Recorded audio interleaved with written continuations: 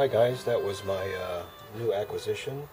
That's a Winchester Model 50 12 gauge, and it was made in 1957, and as you can see the finish was peeling off over the years, and so what I thought I'd do is redo it with some boiled linseed oil.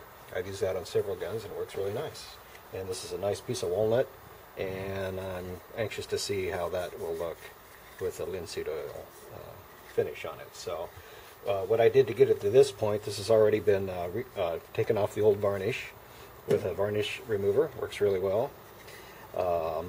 Sanded it down with 220 grit sandpaper and cleaned up all the knurling in there and got it cleaned up, and it's ready for linseed oil. So all you gotta do is rub that on, and let's get started with that. Okie doke, let's put some of this on. I've got some in a container here, and it's real simple. Just rub it on, just got a little dab of it on there, and just rub it on everywhere. What you want to do is you put it on, I like to put it on kind of thick at first, because what you want to do is let it soak into the wood well, the can says let it soak in for 5 to 10 minutes, and you have to put enough on there to allow it to soak into the wood. And get it on here everywhere. You can already tell how that stuff brings out the grain of the wood. It's looking a lot nicer than it did. And so just rub it on everywhere.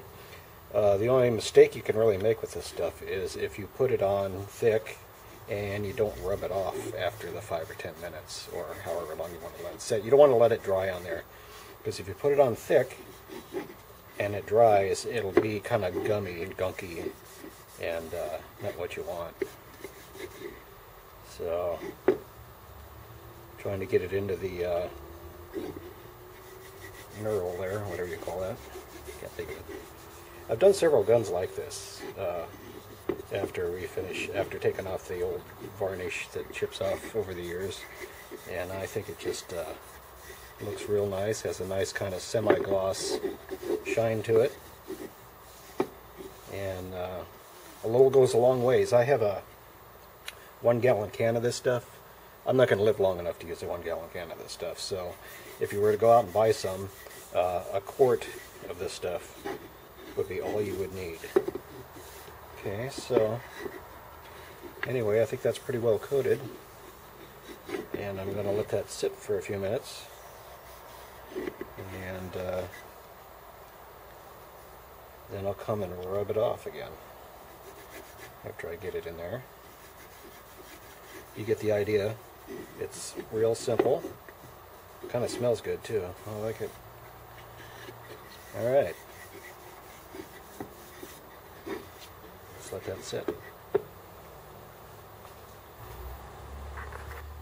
Okay, 5 to 10 minutes have elapsed, and it's time to rub this off.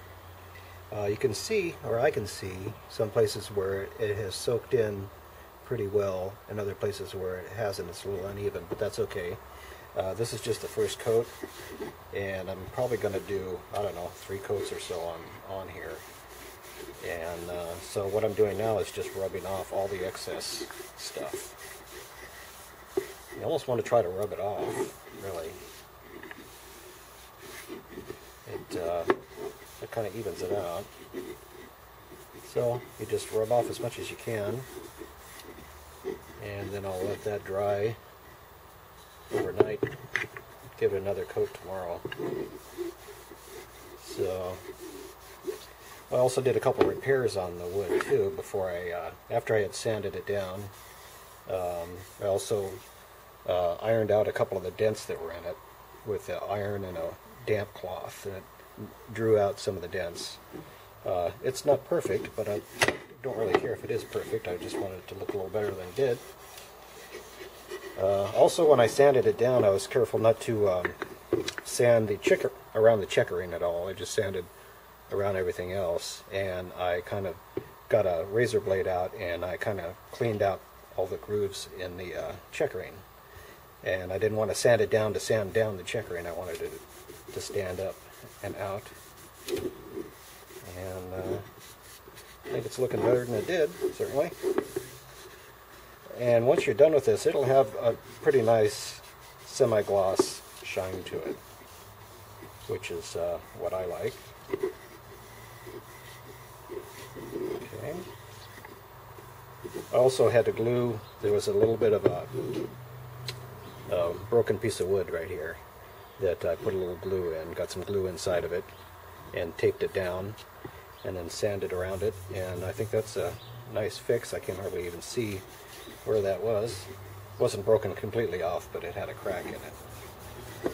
So that is ready to hang up and let dry.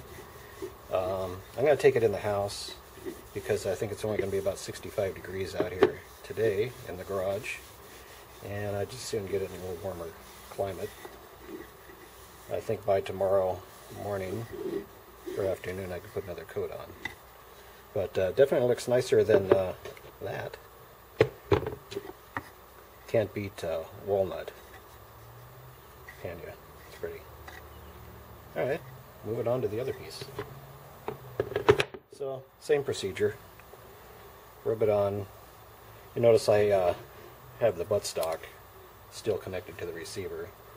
This Model 50 Winchester, the way you have to take this off is you have to get in there with a special tool and take that out. And I guess some guys you can use a 3/16 socket and cut it down to fit in the grooves of that and unscrew it. But I thought that was more work than it's worth. I can work around it. I was careful to sand around the receiver.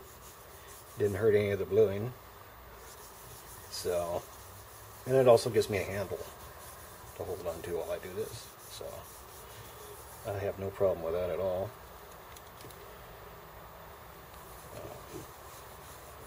Anyway, this is pretty much the procedure. One other thing is once you're done with the rags can spontaneously combust because the boiled linseed oil creates heat when it dries. So when you're throwing away your rags, be aware of that and deal with it appropriately. So maybe put it in a sealed, like a glass jar or metal container with a lid. I've never actually seen this stuff spontaneously combust on a rag, but they say it can, so I'll have to believe them. So this is it. This is the procedure. Guess I'll show you the end product once I've got all the coats done and the gun put back together. Easy to do, kind of fun to do. This is the fun stage of refinishing the gun. Looks pretty, and it'll last a long time. I've done other guns this way. I've used for my hunting rifles out in all kinds of weather and rain, and this stuff just protects the wood and looks nice. After a few years, if it starts looking a little dull, you can just go ahead and go over it again.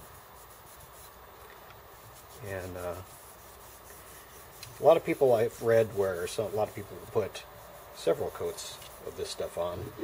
I never noticed that I needed more than 2 or 3 coats of this stuff. Even one really will do it, but I'll probably put 2 or 3 coats and put the gun together and actually go shoot it, which is the idea. So, anyway, thanks for watching. Hope this helps. I'd recommend doing this. I think it really pretties up the wood. So anyway, thanks for watching.